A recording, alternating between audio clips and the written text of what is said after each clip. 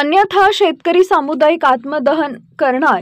शक्तीपीठ महामार्गाच्या मोजणीसाठी वारंवार मोजणी नोटीस थांबवा, अन्यथा प्रांत कार्यालयासमोर सामुदायिक आत्मदहन करू, असा इशारा शक्तीपीठ महामार्ग बाधित शेतकरी बचाव कृती समितीच्या वतीनं देण्यात आला आहे। कृती समितीचे महेश खराडे, सतीश साखळकर यांच्या शिष्टमंडळानं प्रांताधिकारी समीर दिघे यांना दिला आहे।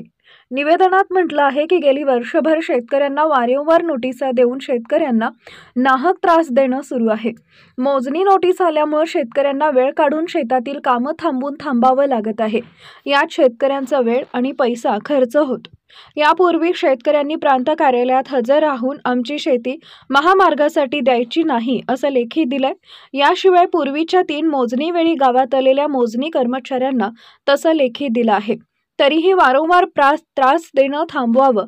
त्याचबरोबर मुख्यमंत्र्यांनी सांगली, कोल्हापूर वगळण्याचं सुतोवाच केलंय। तरीही प्रांताधिकारी दिघे शेतकऱ्यांना नाहक नोटीस देऊन शेतकऱ्यांना त्रास देत आहेत। हा त्रास थांबवावा, अन्यथा सर्व शेतकरी प्रांत कार्यालय मिरज समोर सामुदायिक आत्मदहन करतील, असा इशारा देत आहेत।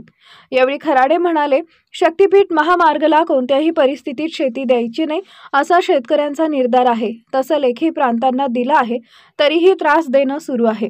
हा त्रास न थांबल्यास याच कार्यालयासमोर शेतकरी आत्मदहन करतील, याची सर्वस्वी जबाबदारी प्रशासनाची राहील। यावेळी प्रवीण पाटील, दिनकर साळुंखे पाटील, उमेश शेडके, रघुनाथ पाटील, विक्रम पाटील, विष्णू पाटील, अधिक पाटील, बाळासाहेब पाटील आदींसह शेतकरी मोठ्या संख्येनं उपस्थित होते। शक्तीपीठ महामार्ग रद्द करावा, त्याचबरोबर या महामार्गासाठी वारंवार प्रांताधिकारी यांच्याकडून शेतकऱ्यांना वारंवार मोजणीच्या नोटीस दिल्या जात आहेत आणि गेली 4-5 महिने हा खेळ सुरू आहे। त्यामुळे शेतकऱ्यांचा वेळ पैसा प्रचंड जातोय।